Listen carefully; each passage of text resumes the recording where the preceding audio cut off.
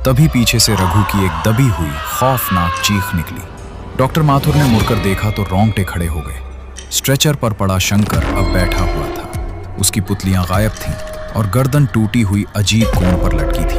Welcome to कहानी zone. शहर के सरकारी अस्पताल का मुर्दा घर बेसमेंट में बना हुआ था। रात के 2 बजे थे और बाहर मूसलधार बारिश हो रही थी। मुर्दा घर के अंदर अजीब सी ठंडक थी। फिनाइल और दवाओं की तीखी गंध हवा में जमी हुई थी। पुरानी ट्यूबलाइट रह रहकर फड़फड़ा रही थी, जिससे कमरे में अंधेरा और रोशनी की आंख मिचोली चल रही थी। उस रात की ड्यूटी पर नया गार्ड शंकर तैनात था। वो अपनी कुर्सी पर बैठा झपकी ले रहा था। कमरे के बीचों बीच सिर्फ एक लोहे का स्ट्रेचर रखा था। उस पर पड़ी थी एक अकेली लाश, पूरी तरह सफेद चादर से ढकी हुई। ये लावारिस लाश थी, जिसका पोस्टमार्टम सुबह होने वाला था।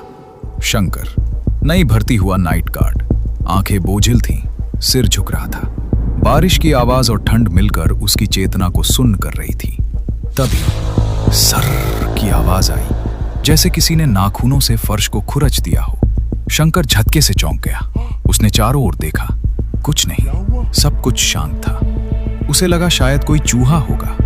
उसने दोबारा सोने की कोशिश की। तभी फिर से वही आवाज आई। इस बार आवाज थोड़ी तेज थी, जैसे कोई नंगे पैर से ठंडे फर्श पर चल रहा हो। शंकर घबराकर अपनी कुर्सी से खड़ा हो गया और जैसे ही उसकी नजर स्ट्रेचर की ओर गई, शंकर की सांसें अटक गईं, क्योंकि स्ट्रेचर की सफेद चादर नीचे जमीन पर गिरी हुई थी और स्ट्रेचर खाली था। शंकर का गला सूख गया। उसके माथे पर पसीना आ गया। बावजूद इसके कि कमरा बर्फ जैसा ठंडा था। शंकर अस्पताल के कमरे देखने लगा, लेकिन किसी भी कमरे में कोई नहीं दिख रहा था। तभी उसके पीछे से एक जोरदार आवाज आई, लोहे के स्ट्रेचर के गिरने की। शंकर बुरी तरह चौंक गया और पीछे मुड़ा। उसने देखा कि वो गायब हुई लाश अब अपनी जगह वापस आ चुकी थी। वो स्ट्रेचर पर बैठी थी। वो लाश बहुत भयानक और खतरनाक दिख रही थी। वो शंकर को अजीब नजरों से देख रही थी। शंकर का दिल इतनी जोर से धड़क रहा था कि उसे अपने कानों में अपनी ही धड़कन सुनाई दे रही थी। वो दरवाजे की तरफ भागना चाहता था, लेकिन उसके पैर सुन्न पड़ चुके थे। तभी उस लाश ने धीरे धीरे अपनी गर्दन घुमाना शुरू किया। शंकर की चीख हलक में ही घुट गई। ट्यूबलाइट एक बार फिर फड़फड़ाई और पूरी तरह बुझ गई। अब वहां सिर्फ गहरा अंधेरा था। अंधेरे में किसी के भारी भारी सांस लेने की आवाज शंकर के बिल्कुल करीब आ गई। उसे अपनी गर्दन पर एक ठंडा चिपचिपा हाथ महसूस हुआ। अगले दिन सुबह जब डॉक्टर और पुलिस मुर्दा घर में आए तो उन्हें वहां सब कुछ सामान्य मिला। स्ट्रेचर पर लाश सफेद चादर से ढकी हुई थी। हैरानी से डॉक्टर ने चादर हटाई। उस चादर के नीचे शंकर की लाश थी। उसका चेहरा अजीब था और आंखें डर से फटी हुई थी, मानो मरने से पहले उसने साक्षात मौत को देखा हो। उसके गले पर नीले उंगलियों के निशान थे। मुर्दा घर का दरवाजा हवा से धीरे से बंद हो गया और रजिस्टर के पन्ने फड़फड़ाने लगे।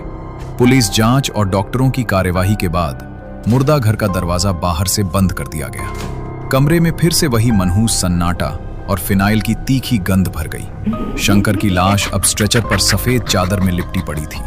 अगली रात का मंजर और भी भयानक था। बाहर तूफान ने अब विकराल रूप ले लिया था। बिजली की कड़कड़ाहट से अस्पताल की पुरानी इमारत की नींव तक हिल रही थी।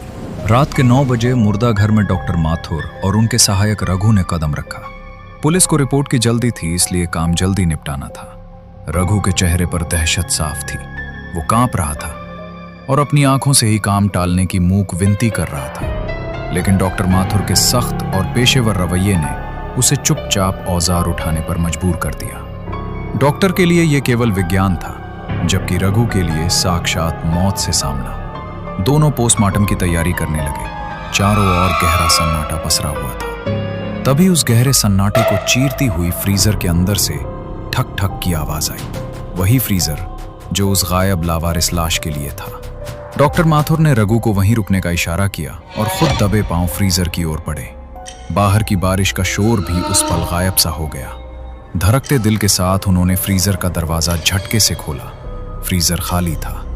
तभी पीछे से रघु की एक दबी हुई खौफनाक चीख निकली। डॉक्टर माथुर ने मुड़कर देखा तो रोंगटे खड़े हो गए।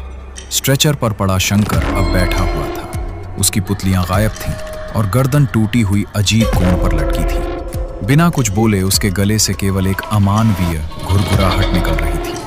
इससे पहले कि डॉक्टर कुछ समझ पाते, कमरे की सारी लाइटें एक साथ फ्यूज हो गई। हुप अंधेरे में केवल एक गीली लिसलिसी आवाज आई, जैसे किसी ने एक झटके में मांस को काट दिया हो। फिर कुछ भारी चीज जमीन पर गिरने की आवाज आई।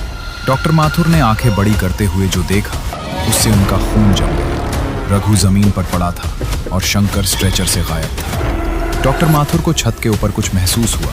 उसने डरते डरते ऊपर देखा। पंखे पर वही पुरानी लावारिस लाश थी। एक मूक वहशी आक्रोश के साथ वो साया छत से सीधे नीचे कूदा। एक आखिरी चीख उस बंद कमरे में गूंजी और फिर हमेशा के लिए खामोश हो गई। बाहर तूफान थमने लगा था। मुर्दा घर के अंदर फिर वही सन्नाटा लौट आया। कुछ देर बाद दरवाजा अपने आप बंद हो गया। अगली सुबह अस्पताल में हड़कंप मच गया। मुर्दा घर का दरवाजा अंदर से बंद था। पुलिस ने जब दरवाजा तोड़ा तो अंदर का नजारा देखकर सबके होश उड़ गए, क्योंकि दीवार पर एक वाक्य लिखा हुआ था, योर नेक्स्ट। सब लोग पीछे हटो, ये बहुत खतरनाक है।